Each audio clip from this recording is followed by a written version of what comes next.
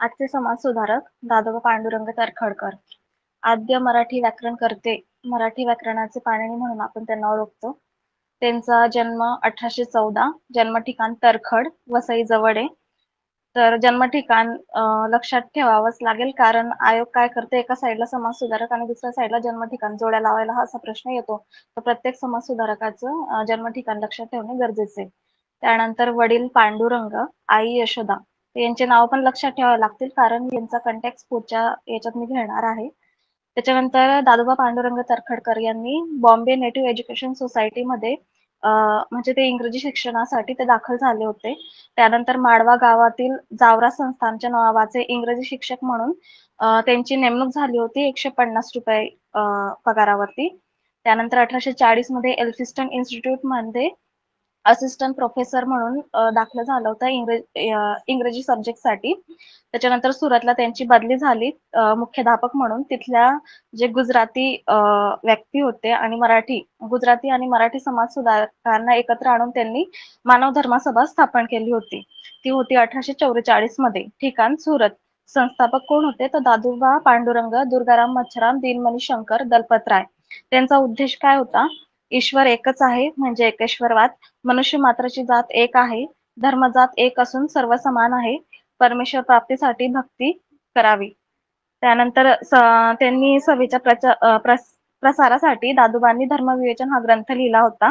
आणि पुढे जाऊन दादोबांची मुंबईला बदली झाली होती आणि दुर्गाराम मच्छराम जे होते त्यांची पण राजकोटला बदली झाली होती. त्यामुळे निष्ठावान कार्यकर्ते लाभू नाही शकले ह्या मानव धर्म सभाला, म्हणून ही सभा बंद पडली होती.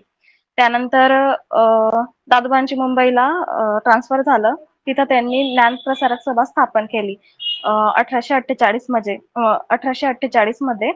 तर ते मुंबईच्या एल्फिस्टन कॉलेजमधील जे स्टुडंट होते त्यांनी एकत्र मिळून ही सभा स्थापन केली, ज्ञानप्रसारक सभा. तिथले अध्यक्ष होते दादोबा पांडुरंग, सदस्य होते दादाभाई नौरोजी, विश्वनाथ मंडलिक, न्यायमूर्ती रांडे. न्यायमूर्ती रांडे जे होते ते सुरुवातीला स्टुडंट होते आणि त्याच्यानंतर काही काळानंतर ते सदस्य झाले होते. तर ज्ञानप्रसारक सभा जी होती ती स्टुडंट लिटररी अँड सायंटिफिक सोसायटीची एक ब्रांच होती, जी की 1948 मध्ये स्थापन झालेली होती. आपण मागे बघितलं तर जगन्नाथ शंकर सेठ यांनी ती स्थापन केलेली होती. तर त्याची ही ब्रांच होती. आणि त्यानंतर याच्याशी रिलेटेड मी एक ग्रुपला क्वेश्चन टाकते. आयोगाने आधी विचारलेला आहे तो. Just a second. तर हा क्वेश्चन आयोगाने टाकला होता. 1948 मध्ये ही सभा अस्तित्वात होती. डॉक्टर भाऊ दाजी लाड, विश्वनाथ मंडलिक व गोविंद माडगावकर यांनी या संस्थेला नावरूपाला आणण्यासाठी खूप कार्य केले. न्यायमूर्ती रांडेंनी या संस्थेच्या सभात संशोधनात्मक लेख वाचले. तर त्या काळासाठी हा प्रश्न खूप टफ होता, पण आताच्या काळाला हा इझी आहे की 1848 ला ज्ञानप्रसारक सभा स्थापन केली होती. तर पुणे सार्वजनिक सभा पण सगळ्यांना माहिती, परमहंस सभा पण माहिती आहे. त्याच्यामध्ये जो फोर्थ ऑप्शन आहे बुद्धिवर्धक सभा, तर ही पण त्याचीच एक ब्रांच होती. तर ज्ञानप्रसारक सभा आणि बुद्धिवर्धक सभा, तर हे दोघं मिळून काय करायचे, ते एक एसे कॉम्पिटिशन ठेवत असे. आणि ते समाज सुधारणेसाठी टॉपिक दिले जायचे स्टुडंटला, जसं की बालविवाह, विधवा पुनर्विवाह असे टॉपिक्स दिले जायचे. आणि त्याच्यावरती त्यांना एसे कॉम्पिटिशन ठेवलं जायचं. त्यामध्ये मोठमोठे पारितोषिक सुद्धा ठेवले जायचे. तर याची ही एक स्टोरी होती. आणि बुद्धिवर्धक सभा जी होती ती गुजरातमधील हिंदू लोकांच्या सुधारणेसाठी स्थापन केलेली होती, जी की तिची स्थापना मुंबईला होती 1851 ला. नरवत शंकर दवे असं त्यांचं नाव होते. तर बुद्धिवर्धक सभा कदाचित भविष्यात येऊ शकतो, म्हणून मी हा क्वेश्चन टाकला होता. त्याच्यानंतर परमहंस सभा, ठिकाण मुंबई, स्थापना 1849, अध्यक्ष रामकृष्ण जयकर. तर परमहंस सभा जी दादोबांनी स्थापन केली होती, पण अध्यक्ष मात्र याचे कोण होते, तर रामकृष्ण जयकर होते. याचे संस्थापक दादोबा पांडुरंग, आत्माराम पांडुरंग, भास्कर पांडुरंग, लक्ष्मण शास्त्री हडबे, भिकाबा दादा चव्हाण, मोरोबा विनोबा, मदन श्रीकृष्ण. याचा उद्देश खूप महत्वाचा आहे, कारण आयोग त्याच्यावरती पण खूप प्रश्न विचारायला सुरुवात केलेली आहे आयोगाने. तर याचा उद्देश होता जातीभेद मानू नये, मूर्तीपूजा मान्य नव्हती, एकेश्वरवादाचा पुरस्कार, स्त्रिया आणि अस्पृश्यतांना विद्या द्यावी, पुनर्विवाहाला प्रोत्साहन. तर ह्या ज्या सभेमध्ये जेव्हा एंट्री करायची होती, म्हणजे जर प्रवेश घ्यायचा असेल परमहंस सभामध्ये, तर विविध कार्य किंवा टास्क दिले जायचे. ते त्यांच्याकडनं पूर्ण करून घेतले जायचे लोकांकडून. जसं की उष्ट दूध पिणे किंवा उष्ट पाणी पिणे किंवा अस्पृश्य जे लोकं होते, तर त्यांच्याकडून जेवण बनवले जायचे आणि ते जेवण खावे लागायचे किंवा चहा अशा गोष्टी खाव्या-पिव्या लागत होते प्रवेश करण्याच्या दरम्यान. आणि प्रथम ते एक प्रार्थना सुद्धा वाचण्यास सांगत होते त्यांना, लोकांना ज्यांना प्रवेश करायचा होता. आणि वर्षातून एकदा किंवा अनेक वेळा वेगवेगळ्या जातींच्या लोकांचे मिळून सहभोजन गुप्तपणे चालायचं त्यांचं.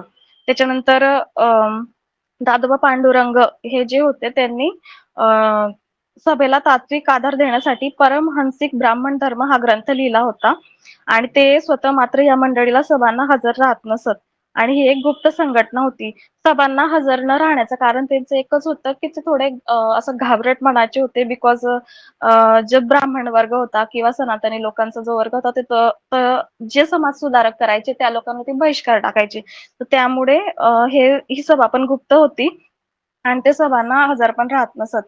आणि हे सभांना सॉरी आणि दादोबा पांडुरंग तर्खडकर हजर तर राहत नव्हते, पण जगदवासी आर्य ह्या टोपण नावाने त्यांनी लिहिलेले धर्मविवेचन ग्रंथ सभासदांना वाचायला दिले जात असे. आणि यांची शाखा कुठे-कुठे होती परमहंस सभेची, तर पुणे, अहमदनगर, सातारा, बेळगाव. आणि प्रभाव याचा होता परमहंस सभावर प्रभाव ख्रिश्चन धर्माचा होता आणि या संघटनेची सभाची संख्या 1000 वर गेली होती. तर 1860 मध्ये जे 1000 लोक जे होते सभासद होते त्यांच्यापैकी एकाने जी सदस्यांची नावाची लिस्ट होती तीच पळवली आणि ती वृत्तपत्रात प्रकाशित झाली. त्याच्यानंतर ही सभा बरखास्त करण्यात आली. त्यानंतर एक इम्पॉर्टंट पॉइंट, त्यांनी मोरोपंतांच्या केकावरील एक समीक्षा लिहिली. यशोदा पांडुरंगी. दादोबा पांडुरंगांनी एक हे लिहिलं होतं, यशोदा पांडुरंगी म्हणून. तर यशोदा त्यांच्या आईचं नाव आणि पांडुरंग हे त्यांच्या वडिलांचे नाव. म्हणून मी मगाशी बोलली होती, की हे नाव लक्षात ठेवणं गरजेचं आहे. तर हे लिहिलं होतं समीक्षा इन द सेन्स की एक टीका लिहिली होती.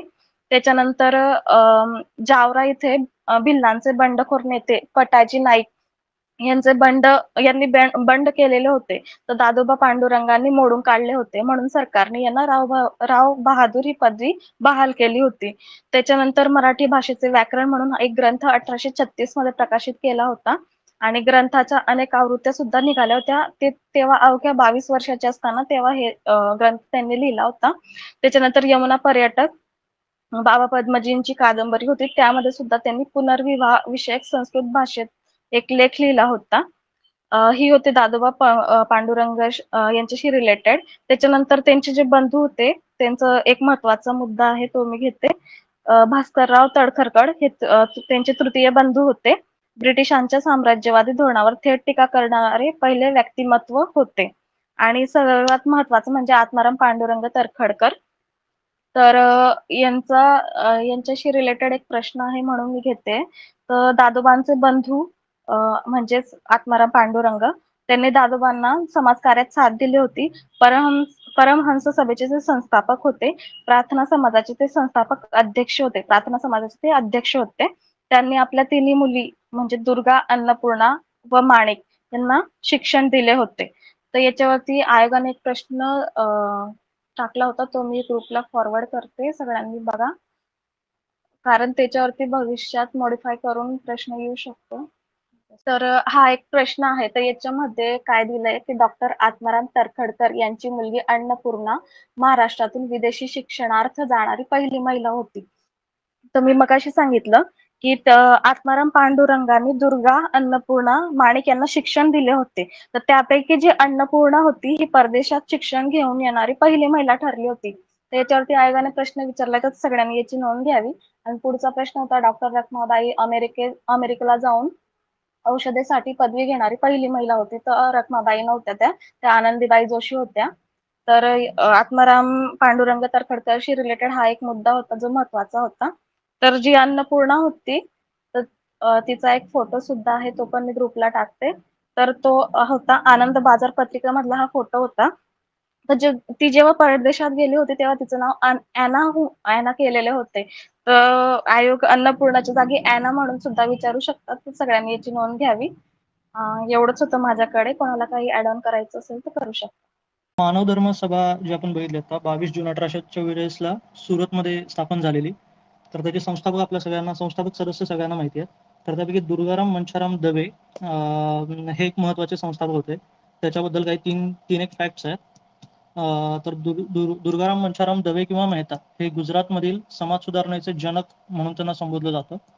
त्यानंतर त्यांनी विधवा पुनर्विवाहासाठी काम केलेलं होतं आणि त्यांची 2 प्रसिद्ध लिखाण आहेत. एक आहे दुर्गाराम मंछाराम डायरी आणि दुसरं आहे विज्ञानू पुस्तक. हे दुर्गाराम मंछाराम बद्दल फॅक्ट्स आहेत. शिवाय अजून परमहंस सभा जी बघितली 1849 मध्ये त्याची स्थापना आहे.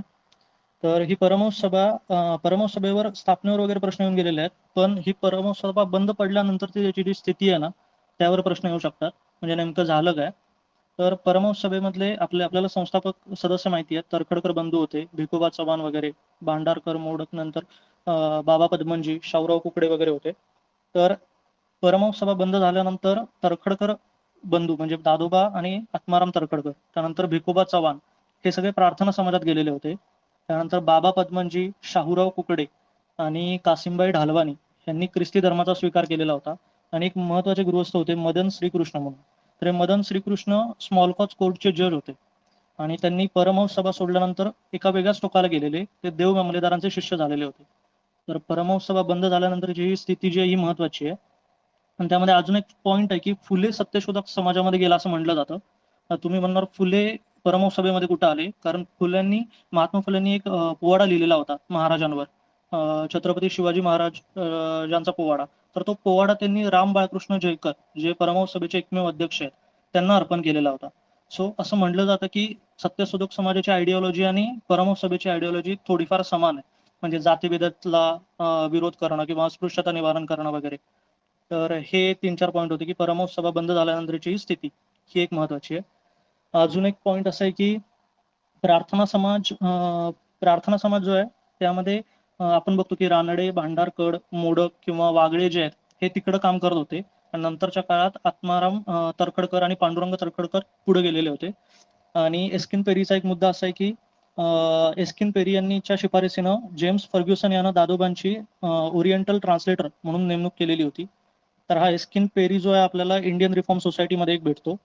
तर इंडियन रिफॉर्म सोसायटी ही बॉम्बे असोसिएशनचं म्हणणं इंग्लंडमध्ये मांडण्यासाठी तिकडं सुरू झालेली सोसायटी होती. ज्यामध्ये एस्किन पेरी, एडवर्ड रायॉन आणि जॉन ब्राईट हे 3 सदस्य होते. आणि अजून एक वाक्य आहे की स्वीडनबॉर्ग एक आहे जो स्वीडिश तत्वज्ञ आहे. तर त्यावर दादोबांनी एक ग्रंथ लिहिलेला होता. तर त्या ग्रंथाची खूप प्रशंसा झालेली. तर तो आहे Hindu gentleman's reflection respecting the work of Emanuel स्वीडनबॉर्ग.